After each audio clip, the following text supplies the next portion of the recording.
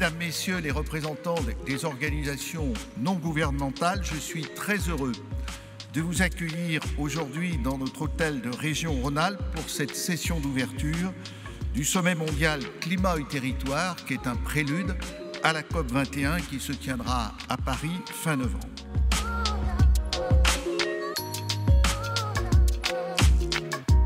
Pour lutter contre le changement climatique, oui, nous devons nous affranchir des énergies fossiles, mais nous devons, avec la même exigence et radicalité, préserver les écosystèmes et rentrer dans une démarche de résilience. Si je pouvais rajouter un mot sur ta ligne, j'en parlais avec quelques-uns de mes amis africains. La plupart, enfin tous les fleuves de l'Ouest africain viennent du Fouta Djallon.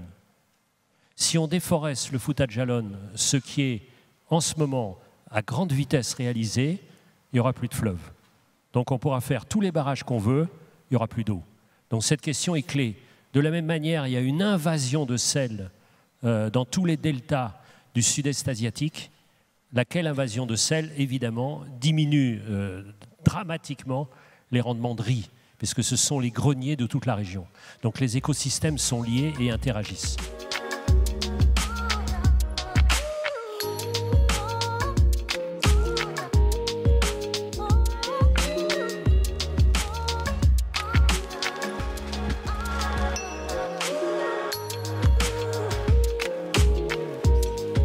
On peut imaginer que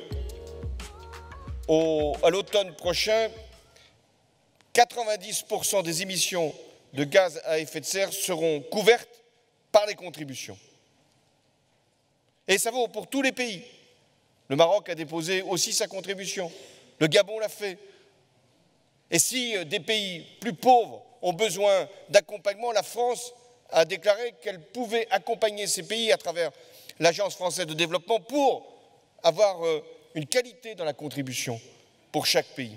Des territoires ont été appelés, dans le cadre du projet à énergie positive, exactement ce que nous proposons pour le monde.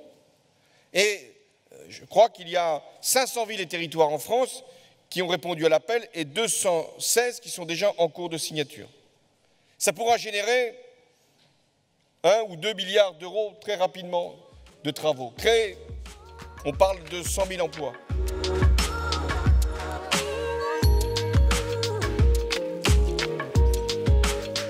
Nous sommes en train de parler d'un changement de culture, d'un changement de comportement, d'un changement de paradigme, d'une transformation de la société. Le changement climatique, les impacts, nous les connaissons tous.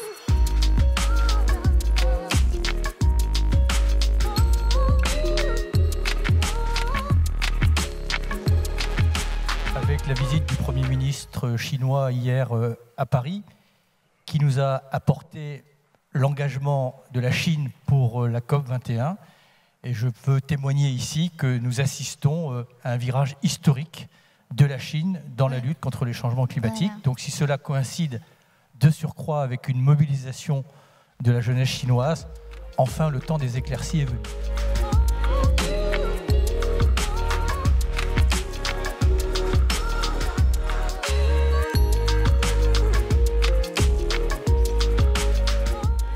Je retiens 3 résultats.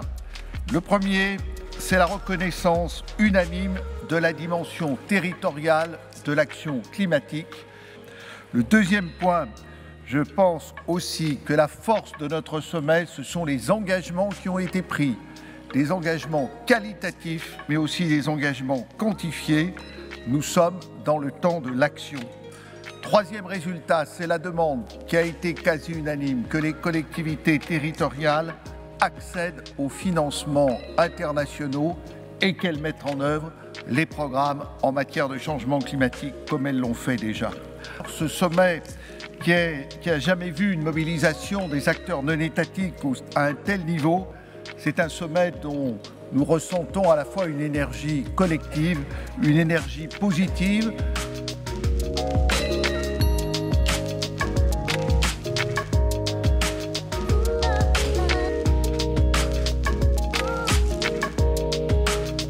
Il y a un message que vous devez crier, hurler, espérer, agissez. Soyez inspirés.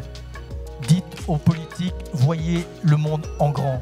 Changez le monde et ne regardons pas le monde se défaire derrière nos ordinateurs. Donnez-leur mandat pour changer le monde et construire ensemble le monde de demain. Voilà.